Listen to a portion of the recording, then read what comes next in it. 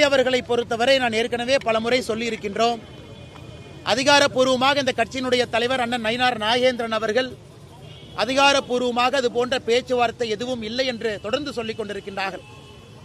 என்னை பொறுத்தவரை ஒரு டீயும் காஃபியும் எப்பொழுதும் கலக்காது என்று சொல்லிக் கொண்டிருக்கின்றேன். காரணம், சித்தாந்தங்கள் வேறு. ஆனால் இன்னைக்கு ஊடக நண்பர்கள் உங்களுடைய ஊகத்தில் தான் பல இடத்துல எழுதுறீங்க.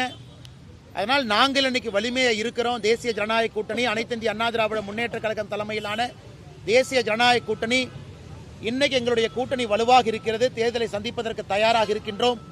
ஒரு பெரும் வெற்றியும் பெறுவோம் என்கின்ற முழு நம்பிக்கை எங்களுக்கு இருக்கு. ஒருபுறம் கட்சிக்காரங்க டிவி தொலைக்காட்சிகள்லாம் விஜய் பவன் கல்யாண் மூலமா என்டிஏக்கு வராரு அப்படின்ற தகவல் தெரிவிக்கிறாங்க. இன்னொரு புறம் செய்தி தொடர்பாளர் வெளியிட்ட அறிக்கை தொடர்பாக அவர் பொறுப்புலேருந்து நீக்கப்படுறாரு.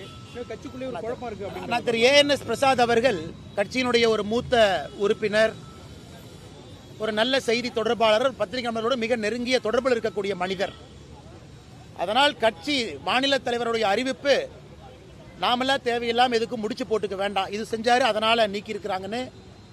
அவரும் இந்த தேர்தலில் வேறு வேறு பொறுப்பில் இருப்பாங்க. ஒரு மூத்த தலைவர் வேறு வேறு பொறுப்பில் செயல்படுவார்.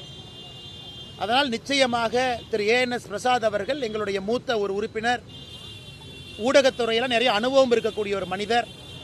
அதனால் மாநில தலைவர் அவர்கள் அந்த அறிவிக்கையை அவருடைய அறிவிப்புக்கு தேவையில்லாமல் முடிச்சு போட வேண்டாம். இந்த கட்சி அவருக்கு வேறு விதத்தில் பயன்படுத்தும், வேறு வேறு பொறுப்பும் கொடுக்கும். நாளை